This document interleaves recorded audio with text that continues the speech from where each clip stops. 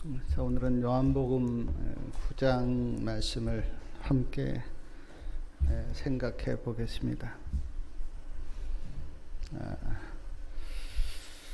요한복음 9장은 날 때부터 시각장애인, 성경에는 소경이라 되어 있는데 요즘은 소경이라고 부르지 않고 우리가 시각장애인 그렇게 부르는데, 시각장애인의 눈을 뜨는 그런 말씀을 함께 생각해 보겠습니다.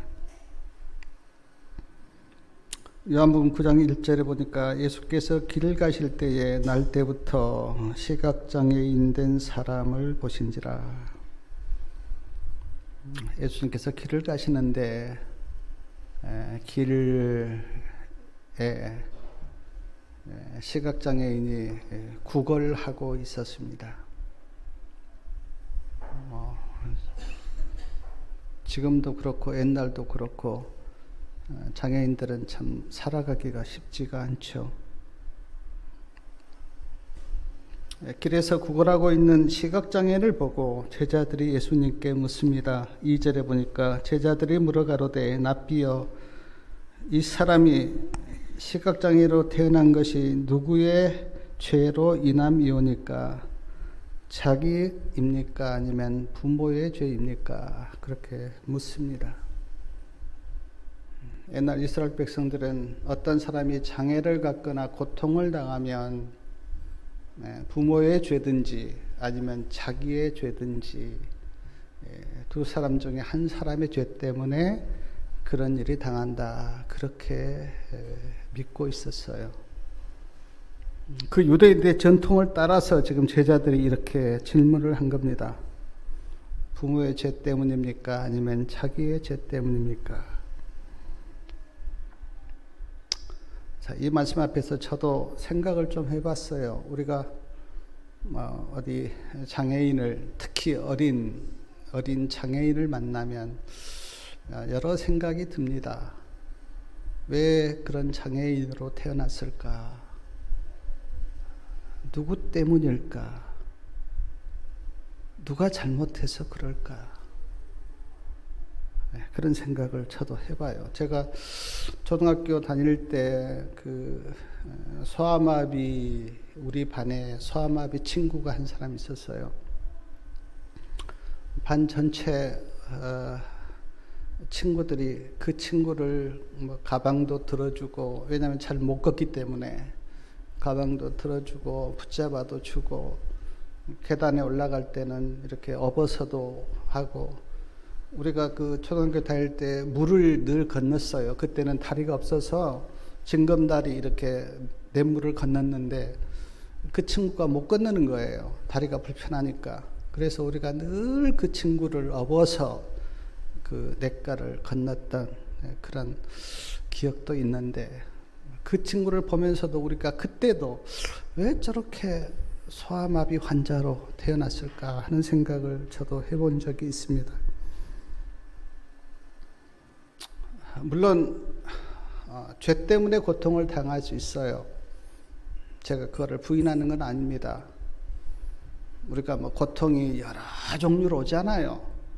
어떤 사람은 죄 때문에 고통을 당하기도 하고 하는데, 그러나 모든 고통을 죄 때문이라고 생각하면 문제가 있는 것 같습니다.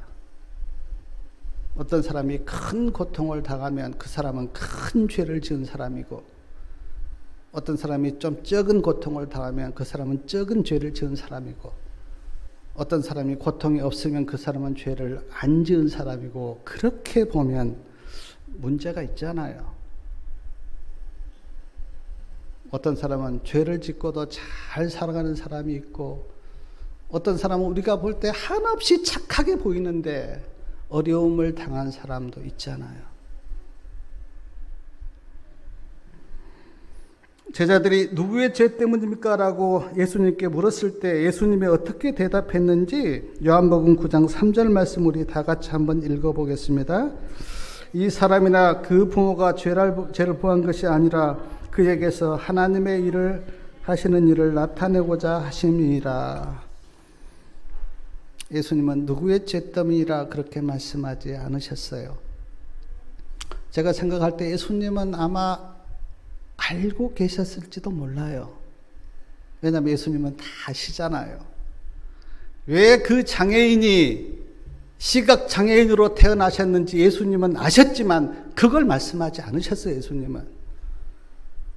왜냐하면 지금 와서 누구의 죄 때문이라고 말한들 그것이 무슨 유익이 있겠습니까? 마음의 상처만 되죠. 이미 장애인으로 태어난 이상 그것이 누구의 죄 때문이라고 말한들 그것이 무슨 유익이 되겠어요? 그래서 예수님은 그런 말 안 하셨어요. 그리고 어떻게 말씀하셨냐면 너에게서 하나님의 하시는 일을 나타내고자 하십니다. 그렇게 말씀하신 거예요. 왜냐하면 그 시각장애인이 예수님을 만난 이상 분명히 하나님의 일이 나타날 거기 때문에 예수님이 그렇게 말씀하셨어요. 사랑하는 여러분, 어떤 사람이 고통을 당할 때 그리고 내가 고통을 당할 때 그 고통을 어떤 관점으로 보는가 하는 것은 아주 중요합니다. 어떤 사람은 고통을 당하면 누구 때문이야, 아내 때문이야, 남편 때문이야, 누구 때문이야라고 하면서 늘 불평하고 원망하고 사는데 예수님은 그렇게 보지 말라는 거예요. 고통을요. 설령 누구 때문에 내가 고통을 당한다고 하더라도 우리는 그런 관점으로 고통을 볼 것이 아니라 예수님의 말씀처럼 하나님이 그 일을 통해서 어떤 일을 하실까 하는 믿음의 관점으로 우리는 고통을 보셔야 돼. 그래야 거기에 하나님의 역사가 있고 불평이 안 나와요. 만약 누구 때문이라고 하는 그 관점으로 보면 늘 불평이 나오고 원망이 나오고 그리고 그런 사람에게는 하나님의 역사가 없잖아요. 그래서 우리는 하나님이 그 일을 통해서 나에게 어떻게 역사하실까 하는 그런 관점으로 고통을 보면 불평이 안 나오죠. 그리고 주님을 붙들고 기도하게 되고 그러면 그 일을 통해서 합력하여 선을 이루신 예수님께서 선을 이루시죠. 제가 전에도 이런 이야기 한번 한 적이 있을지 모르겠는데 바벤바족 이야기를 저는 제가 책에서 읽고 굉장히 마음속에 은혜가 됐어요. 책에는 이렇게 써 있었습니다. 이 세상에서 가장 죄가 없는 민족이 바벤바족 민족이래요. 근데 바벤바족 민족은 어떤 사람이 죄를 지으면요, 절대로 네가 왜 죄를 지었느냐, 왜 무슨 일 때문에 죄를 지었냐 그렇게 묻지 않는데요. 그 사람을 동네 마을 앞에 세우고 마을 사람들이 그 사람을 삥 돌면서 다 이야기를 한마디씩 한대요. 어떤 이야기를 하는가? 당신은 옛날에 참 좋은 사람이었다. 당신이 나에게 그때 무슨 일을 도와줬는데 그때 너무 감사했다. 내가 어디 갈 때 당신이 나와 동행하여 주었는데 그때 너무 마음속에 기뻤고 고마웠다. 내가 힘들 때 나를 도와주었고 내 애들이 그 배고플 때 먹을 것을 주었고 그런 이야기를 마을 사람들이 돌아가면서 이렇게 하면 그 이야기를 들으면서 그 사람이 마음에 감동이 밀려온대요. 그리고 눈물을 흘리면서 내가 옛날 그때처럼 내가 정직하게 착하게 살아야지 그렇게 마음을 먹는다는 거예요.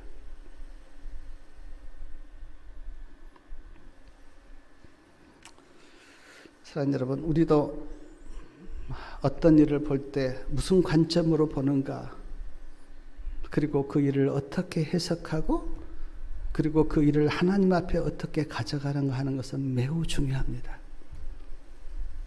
제가 이렇게 사람들 보면 늘 불평하고 원망하는 사람들이 있는데 그런 사람은 모든 관점을 누구 때문이라고 봐요. 그러면 불평이 나오죠. 요한복음 9장 4절과 5절 말씀을 보면 예수님께서 이런 말씀하셨는데, 요한복음 9장 4절과 5절 말씀 같이 한번 읽어보겠습니다. 때가 아직 낮음에 나를 보내신 이 일을 우리가 하여야 하리라. 밤이 오리니 그때는 아무도 일할 수 없느니라. 내가 세상에 있는 동안에는 세상의 빛이로다. 갑자기 예수님께서 밤과 낮 이야기를 하시면서 내가 세상의 빛이다 그렇게 말씀하셨어요. 왜 이 말씀을 하셨을까? 이 말씀의 의미가 무엇일까? 예수님이 계시면 뭐가 있습니까? 빛이 있는 낮이에요. 예수님이 안 계시면요, 빛이 없는 밤이에요. 자, 낮이면 우리가 볼 수가 있습니다. 빛이 있기 때문에. 밤이면요, 빛이 없기 때문에 볼 수가 없어요. 그러면서 예수님께서 이 말씀을 하시면서 우리에게 주는 메시지가 뭐냐면, 내가 빛이야. 내가 빛이야. 내가 빛이기 때문에 내가 있어야 너희들이 볼 수가 있어. 지금 이 말씀을 하신 거거든요. 시각장애인 앞에서. 어떤 사람은 눈이 좋으면 다 볼 수 있다고 생각하는데, 한번 지하실 캄캄한 데 한번 가보십시오. 아무리 눈이 좋아도 안 보입니다. 빛이 들어와야 보여요. 빛이 들어와야. 우리가 아무리 눈이 좋아도 빛이 되신 예수님이 마음속에 안 가시면 우리는 캄캄한 어둠이에요. 영적으로 볼 때.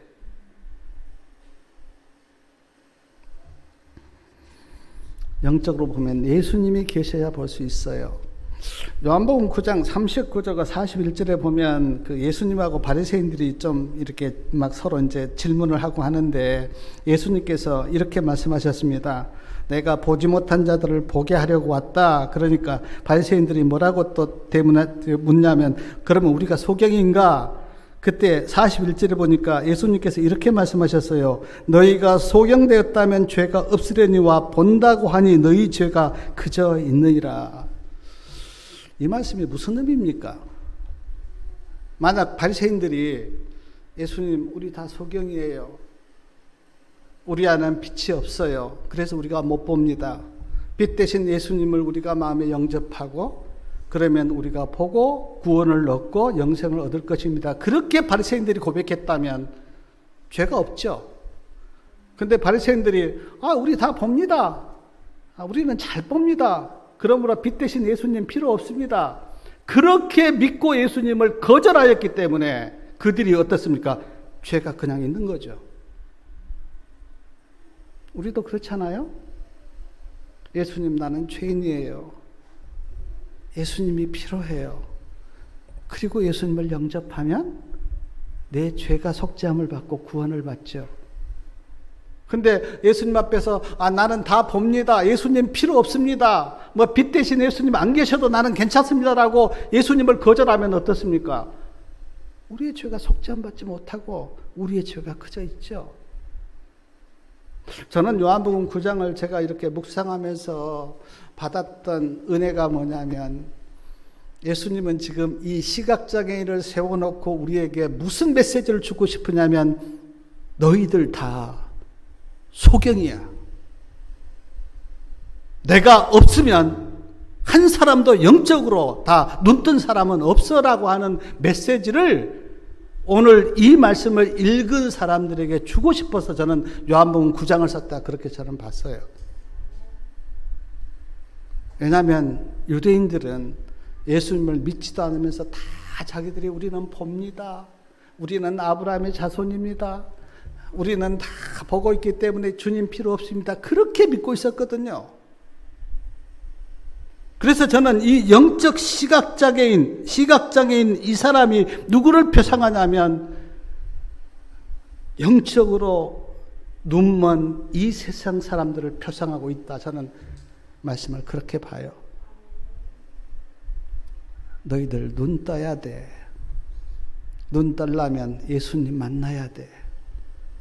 빛 대신 나를 만나야 너희가 눈을 뜰 수가 있어. 그 메시지로 저는 이 요한복음 9장을 봤어요. 예수님께서 어떻게 이 시각장애인의 눈을 뜨게 하셨는지 우리 6절하고 7절 말씀 아까 읽었는데 우리 같이 한번 다시 읽겠습니다. 이 말씀을 하시고 땅에 침을 뱉다 진흙을 이겨 그의 눈에 바르시고 이르시되 실로암 못에 가서 씻으라 하시니 실로암은 번역하면 보냄을 받았다는 뜻이라. 이에 가서 씻고 밝은 눈으로 왔더라. 예수님께서 주로 그 병자들을 치료하실 때 말씀으로 치료하셨잖아요. 뭐 소녀야 일어나라, 나사로야 나오라. 문둥병자도 치료할 때 그냥 안수하시고 치료해버렸어요. 근데 오늘 이 말씀은 지금 말씀으로 치료하지 않으시고 좀 복잡한 말씀을 하십니다. 땅에 예수님께서 침을 뱉으셨어요. 그리고 흙하고 침하고 이제 이기십니다. 그리고 그것을 시각장애인 눈에 발라줬어요. 그리고 실로암 못에 가서 씻으라. 왜 예수님이 이런 말씀을 하셨을까? 저도 예수님 마음 모릅니다. 하늘에 가서 예수님 만나면 물어보고 싶은데 저는 오늘 말씀을 제가 영적으로 이 말씀을 제가 묵상하면서 영적으로 몇 가지 제가 교훈받은 게 있어요. 그거를 이 시간 함께 좀 나눠보고 싶은데 이건 영적으로 제가 깨닫는 겁니다. 자, 침은 예수님의 침이세요. 예수님께서 땅에 침을 뱉으셨어요. 그리고 흙과 침을 이기셨습니다. 근데 흙은 창세기 3장 19절에 보면 하나님께서 아담에게 너는 흙이다, 흙으로 돌아가라 그렇게 말씀하셨어요. 그래서 우리가 다 흙에서 창조함을 받은 인간이 다 흙입니다. 뭐 선지자들이 땅이여 들으라 땅이여 들으라 그랬는데 그 땅은 다 흙을 가리켜요. 그리고 그 인간을 가리킵니다. 우리가 질그릇도 그 다 인간을 표상하고요. 그러므로 지금 주님께서 침을 땅에 뱉어서 침과 흙을 이기셔서 그렇게 하셨는데 제가 이 말씀을 이렇게 묵상하면서 이거를 어떻게 제가 깨달았냐면 예수님과 인간의 연합, 신성과 인성의 연합. 저는 내 마음에 그렇게 깨달아졌어요. 자, 신성이신 예수님이 인성을 입으셨습니다. 인성이신 우리는 신성이신 주님과 연합이 돼야 돼요. 그것이 오묘한 구속의 경륜이에요. 자, 성령을 받으라 그렇게 말씀하셨는데 성령을 받는다고 하는 의미가 뭡니까? 신성과 연합을 의미하죠.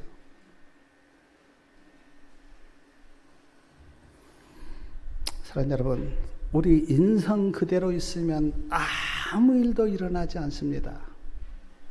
인성 그대로만 있으면. 아무리 인성이 훌륭한 사람이라도 인성 그대로만 가지고는 구원도 못 받고 영생도 못 받고 하나님의 자녀도 못 되고 아무 일도 일어나지 않아요. 인성 그대로만 있으면. 신성과 연합이 이루어져야 돼요. 그때 구원이 임하고 영생을 받고 하나님의 자녀가 돼요. 사랑하는 여러분, 신성과 연합이 되셨습니까? 성령을 받고 신성을 만나셨습니까? 진지하게 자신에게 물어야 돼요. 내가 인성 그대로만 있는가? 아니면 신성이신 예수님과 삼위일체 하나님을 내가 만났는가? 그리고 그 연합이 이루어졌는가? 거기에 구원이 임하고 거기에 영생이 주어져요. 또 하나 제가 이 말씀을 묵상하면서 제 마음속에 깨달았던 게 뭐냐면, 자, 시각장애인 눈에 진흙을 발라주셨어요. 참 예수님은 우리는 자비롭고 의뢰로운 분이라 그렇게 생각하는데 그란도 안 보인 눈에 어떻게 진흙을 한 덩어리 발라줍니까? 좀 너무하신 것 아니에요, 예수님이?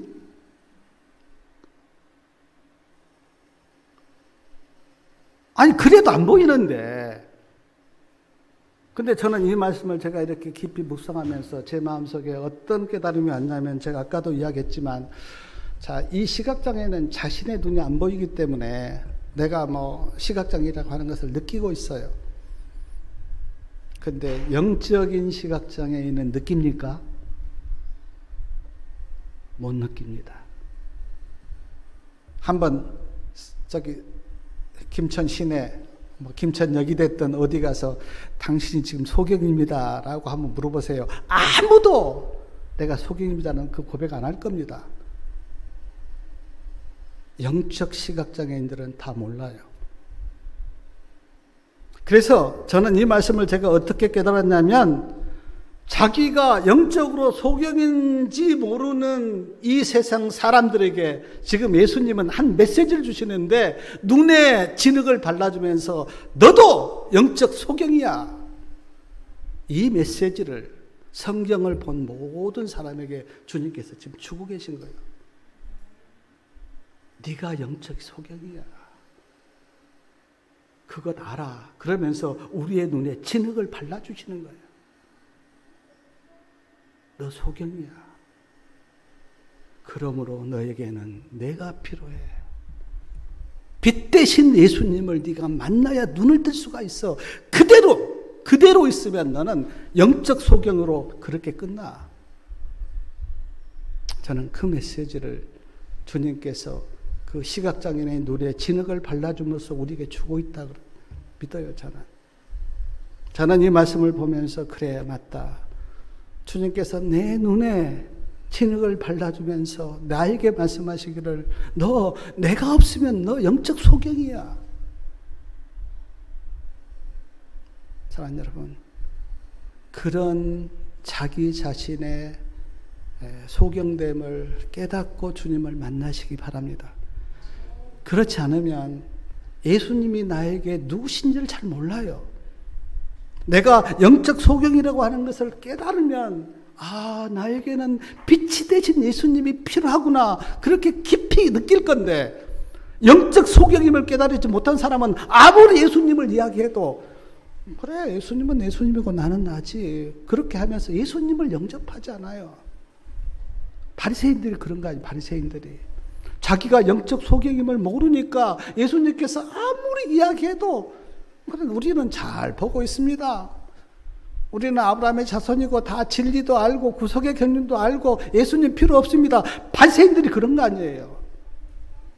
그런데 오늘날 많은 사람들이 자기 자신이 영적 소경됨을 모르고, 그러니까 뭐 교회를 나와도 왜 예수님이 나에게 필요한지도 잘 못 느끼면서 신앙생활을 하고 있잖아요. 요한계시록 3장 18절에 보면 저기 라오디게 보내는 기별이 나오는데, 그때 그 영적인 소경들에게 하나님께서 말씀하신 말씀이 안약을 사서 눈에 발라 보게 하라. 그게 라오디게 교회 메시지 중에 하나거든요. 그 초청을 지금 요한복음 9장에서도 같이 하고 있는 거예요. 너희들 다 영적 소경이야. 그러므로 눈을 뜨려면 내가 필요해. 그런 메시지를 오늘 주고 있다, 그렇게 생각이 듭니다. 또 하나 제가 그 요한복음 9장 6절과 7절을 이렇게 말씀을 묵상하면서 깨달았던 게, 지금 예수님을 만난 거기에서 실로암 목까지 거리가 얼마인지 저는 잘 모르겠어요. 뭐 성경에는 안 나와 있습니다. 뭐 1km가 되는지 500m가 되는지 잘 모르겠어요. 근데 예수님께서 지금 그 시각장애인에게 너 실로암 못에 가서 씻으라, 그렇게 말씀하셨어요.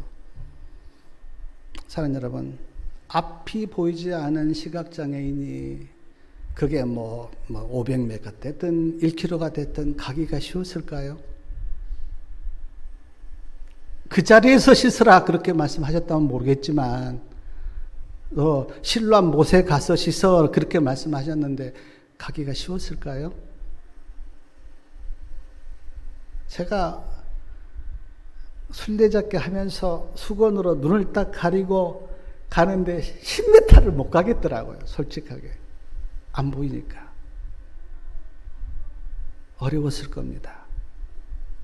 앞이 보이지 않는 시각장애인이 실로암 못까지 가기는 어려웠을 거예요. 근데 오늘 말씀해 보니까 갔어요. 실로암 못까지 갔어요. 그리고 눈을 씻었어요. 그리고 눈을 떴습니다. 이 시각장애인이 우리에게 주는 메시지가 뭡니까? 하나님의 말씀에 순종하라. 순종하라. 순종하지 않으면 어떻습니까? 눈을 못 뜨죠. 시각장애인이 실로암 못에 씻으라는 하나님의 그 예수님의 말씀에 순종했기 때문에 눈을 떴지, 순종하지 않았다면 눈을 뜨지 못했을 것입니다. 이성적으로 이해가 돼서 순종합니까? 아니요. 오늘 말씀도 이해가 안 돼요. 어떻게 보이지 않는 사람의 눈에 진흙을 발라주면서 실로암 못에 가서 씻으라고 하는 예수님의 말씀이 어떻게 이해가 됩니까?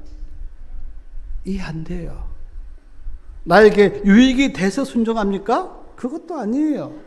우리는 예수님의 말씀이기 때문에 순종하는 거예요. 예수님께서 말씀하셨기 때문에. 제가 보면 어떤 사람이 뭐 믿음이냐 순종이냐 그렇게 나누는데 믿음과 순종은 나눌 수가 없는 하나예요. 믿는다고 하는 것은 순종하는 것을 의미하고요. 성경에서는 순종하는 믿음만 믿음이다 그렇게 성경은 이야기합니다.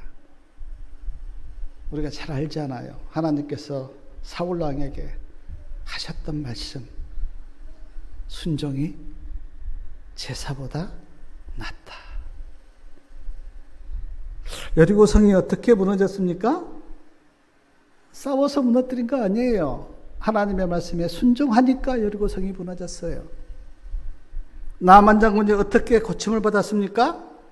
요단강에 7번 씻으라는 그 선지자의 말씀에 순종하니까 한세스 병이 치료가 되었어요. 신앙을 하면서 사랑하는 여러분, 순종하지 않으면 아무 일도 일어나지 않습니다. 그러나 순종해보면 하나님의 살아계심도 경험하고 말씀의 능력도 체험하고 순종해보면 알아요. 우리는 요한복음 2장인가요? 그 물을 포도주로 만드는 그 말씀 가운데 우리는 하인들은 알더라. 왜 합니까? 하인들이 순종했거든요. 순종해보면 하나님이 살아계시고 말씀이 어떻게 역사하고 그걸 내가 경험해요. 근데 순종하지 않으면 아무것도 모릅니다. 사랑하는 여러분, 신앙을 그냥 하지 마시고 하나님께서 말씀하신 그 말씀에 믿음으로 순종해 보시기 바랍니다. 그러면 하나님의 살아계심이 경험이 돼요. 또 하나, 실로암 못에 가서 씻으라 그렇게 말씀하셨는데 실로암의 뜻이 뭐라 그랬습니까? 보냄을 받았다는 뜻이다. 그래 나옵니다. 보냄을 받았다. 하나님께서 보내신 분이 누구십니까? 예수님이에요. 그러므로 이 실로암은 누구를 표상하냐면 예수님을 표상합니다. 자, 오늘 이 시각장애인은 실로암 못에 가서 씻고 고침을 받았는데 우리는 누구에게 가야 됩니까? 예수님께 가야 돼요. 왜냐하면 이 실로암이 예수님을 표상하기 때문에 예수님께 가서 우리가 주님의 보혈로 씻으면 내 죄가 다 속죄함 받고 내 영적인 눈이 뜨져서 천국이 보고 영생이 보고 복음이 보여요. 예수님께 가서 씻으면요. 시각장애인이 눈을 떴습니다. 그리고 막 이렇게 걸어 다녔어요. 근데 9장 지금 8절 이후에 제가 이제 쭉 말씀을 드리겠는데 굉장히 좀 깁니다. 근데 시각장애인이 막 이렇게 걸어 다녀요. 그러니까 사람들이 막 논쟁이 벌어집니다. 저 사람이 그 길에서 구걸한 사람 맞다 아니다 막 논쟁이 벌어져요. 그때 시각장애인이 내가 그 사람 맞다고 이야기합니다. 내가 그 사람 맞다. 그러니까 사람들이 어떻게 눈을 떴느냐 그렇게 물어요. 그러니까 사실대로 이야기합니다. 예수님께서 진흙을 이겨 눈에 발라주면서 실로암 못에 가서 씻으라 그렇게 말씀하셔서 가서 씻었더니 보게 됐다고 그렇게 이야기해요. 그러니까 사람들이 다시 묻습니다. 너의 눈을 뜨게 한 사람이 어디 계시냐 그렇게 물어요. 눈을 뜬 사람이 나는 잘 모르겠습니다. 그분이 어디 계신지 나는 모르겠습니다. 그렇게 대답하니까 이 눈뜬 자를 누구에게 데려가자면 바리새인들에게 데려갑니다. 바리새인들이 막 신문하듯 막 물어요.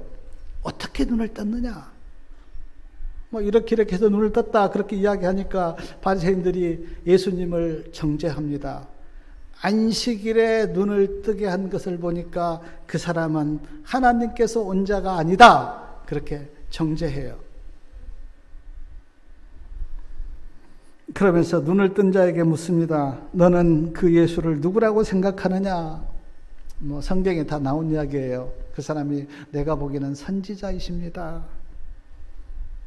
그러자 이제 그 다음에 이제 부모를 불러서 묻습니다. 그 부모를 이제 불러서 부모에게 물어요. 이 당신 아들 맞습니까? 부모가 대답합니다. 네, 맞습니다. 어떻게 보게 됐느냐? 그렇게 부모에게 물어요. 부모가 대답하기를 이 사람이 내 아들인 게 맞고 전에는 소경이었다가 눈을 뜬 게 맞지만 어떻게 눈을 떴는지 우리는 잘 모르겠으니 내 아들에게 물어보시오. 그렇게 부모가 대답하는데 이렇게 부모가 말한 이유가요. 왜 그렇게 이야기했냐면 요한복음 9장 22절 말씀 우리가 다 같이 한번 읽겠습니다. 요한복음 9장 22절이요. 그 부모가 이렇게 말한 것은 이미 유대인들이 누구든지 예수를 그리스도라 시인하는 자는 출교하기로 결의하였으므로 저희를 무서워함이로라. 예수님을 그리스도로 시인하면 출교시키기로 결의를 했다는 거예요. 그래서 부모가 그걸 알고 굉장히 이제 두려워하면서 나는 어떻게 눈을 떴는지 모르겠습니다. 내 아들인 것은 맞지만 나는 과정을 모릅니다. 그렇게 이야기했는데 몰라서 그렇게 대답한 게 아니고 알면서도 출교당할까봐 그렇게 대답을 했다는 거예요.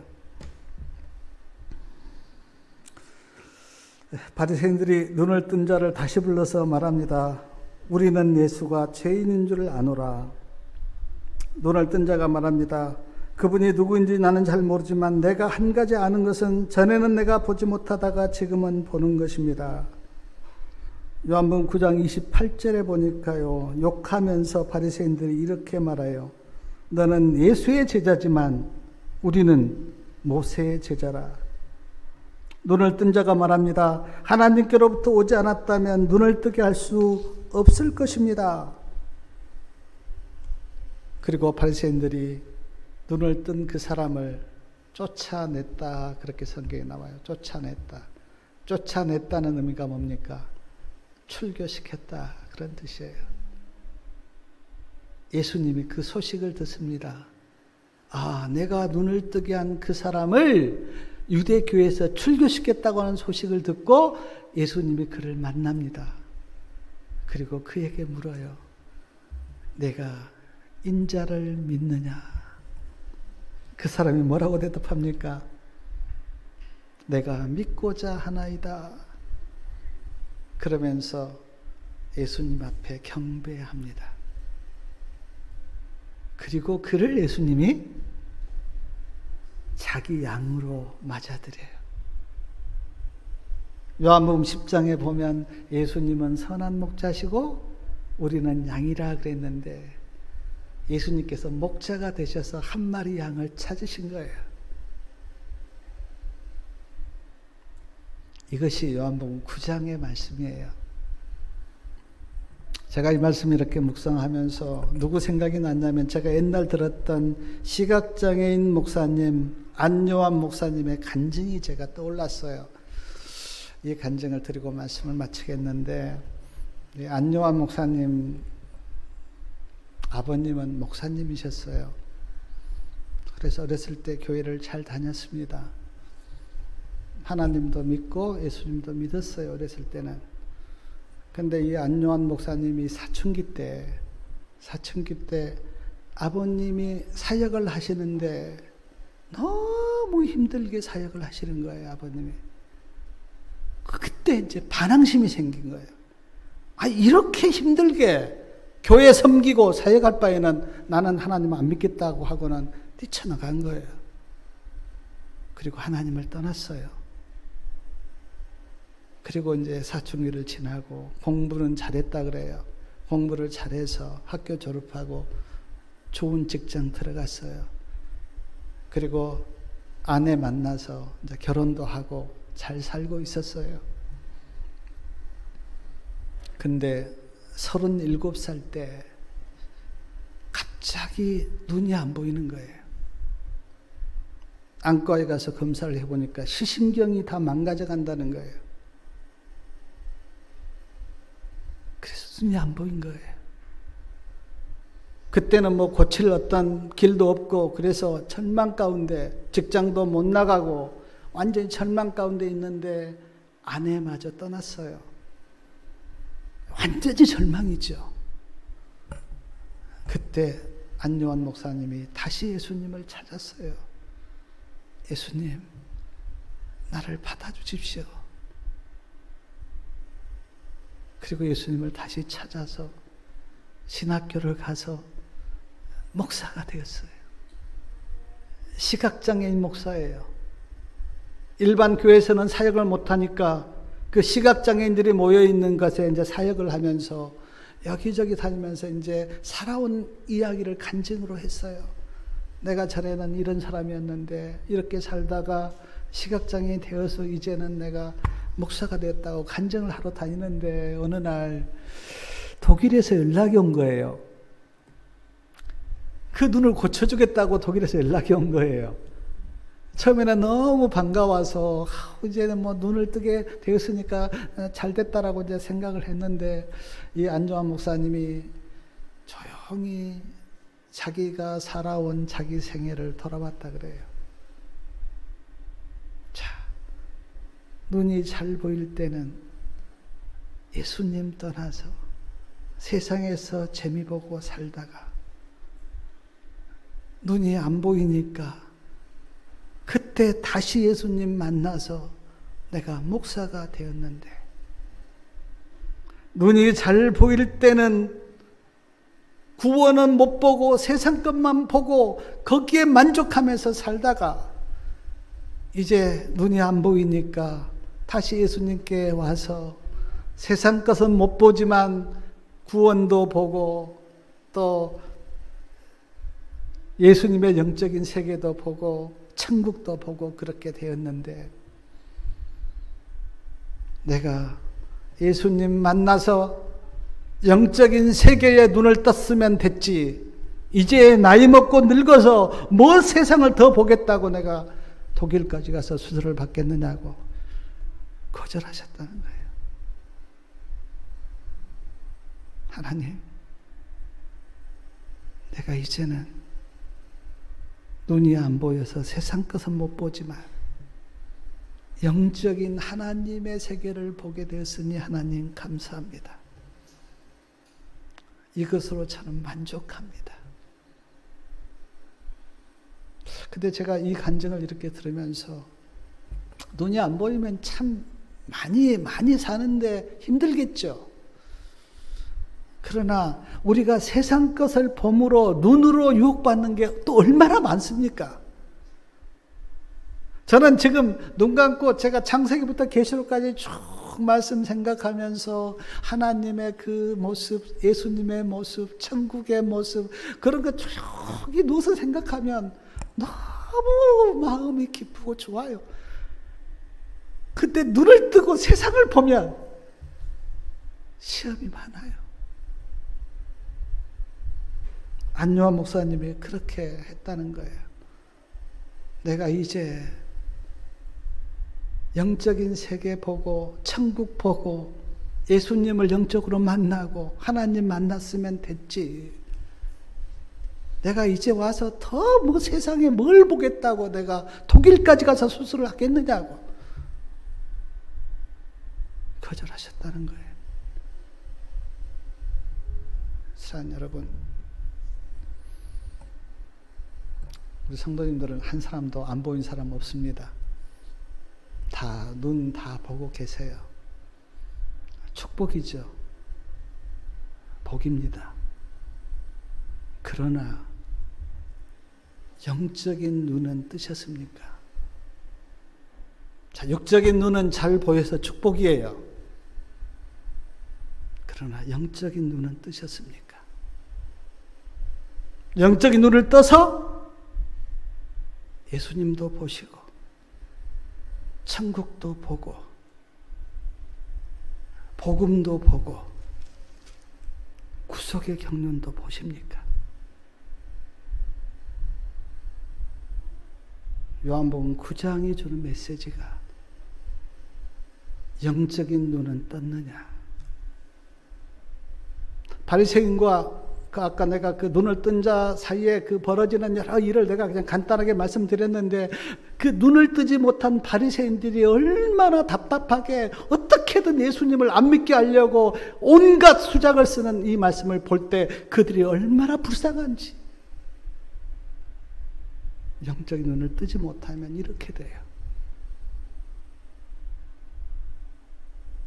우리 성도님들의 육적인 눈은 다 좋으십니다. 저도 얼마 전에 눈이 너무 따가워서 안과에 갔는데 안과 의사 그분이 눈 다 검사하면서 눈은 별 이상 없습니다. 그러시더라고. 우리 다 눈 다 보고 있어요. 근데 영적인 눈은 뜨셨는가요? 천국은 보이신가요? 예수님은 보고 계십니까? 주님께서 베푸신 구원의 은혜는 보고 계신가요? 송명희 자매님 아마 많이 아실 거예요. 저도 이 자매님 봤는데 이 자매님이 시를 이렇게 썼습니다. 나는 세상 사람들이 보지 못한 것 보았다. 세상 사람들이 갖지 못한 것 가졌다. 그래서 그게 이제 복음성가 가사로 되어서 복음성가도 이렇게 불러지고 하는데, 그 뇌성마비 지체장애인 그 송명희 자매님이 나는 세상 사람들이 보지 못한 것 보았다고 그렇게 글을 썼어요. 우리 성도님들도 그렇습니까? 나는 영적인 눈을 떠서 세상 사람들이 보지 못한 것 나는 보았다고 그렇게 고백할 수 있냐고요. 그리고 하나님께 감사할 수가 있느냐고요. 어쩌면 우리가 세상 사람들이 보는 것 그대로 보고 세상 사람들이 좋아하는 것 그대로 좋아하고 세상 사람들이 원하는 것 그대로 원하고 우리의 영적인 눈은 감겨진 채, 그러면 우리가 요한복음 9장 말씀을 보면서 그런 자기의 깨달음이 없는 사람들에게 예수님께서 진흙을 눈에 발라주면서 너는 소경이야. 눈을 떠야 돼. 네가 소경인 걸 알아야 돼. 그리고 나에게 와. 그리고 눈을 떠야 돼. 이 메시지를 우리에게 주고 계세요. 사랑하는 성도 여러분, 말씀을 마치면서 호소드립니다. 우리가 다 눈은 떴습니다. 육적인 눈은. 그러나 안약을 발라 보게 하라 그렇게 말씀하셨는데 그 안약은 하나님의 말씀이다 그랬어요. 말씀을 내 양심에, 내 생각에, 내 머리에 넣으셔서 영적인 눈을 뜨시고 영적인 세계를 보는 그런 복된 주의 백성들 다 되시기 바라면서 말씀을 마치겠습니다.